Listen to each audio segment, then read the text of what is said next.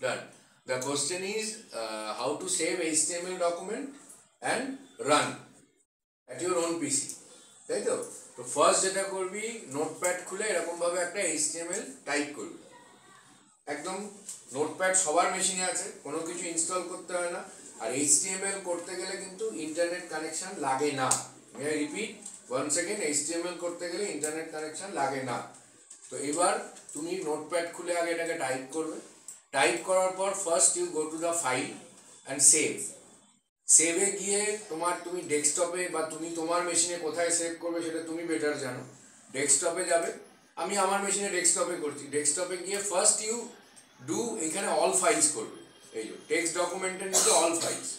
এবার তুমি তোমার পছন্দ মতো একটা নাম দেবে with a valid name, without any special character. যেরকম নাম দেয়, মানে নামে ডট থাকবে না, নামে কি বলে কোনো কমা থাকবে না, উইদাউট এনি স্পেশাল ক্যারেক্টার তুমি একটা নাম দেও। ধরো আমি দিলাম stats6, আজকে কত তারিখ? 25/02/2024। নাম দেওয়ার পর .html এক্সটেনশনে সেভ করবে। সেভ হলো।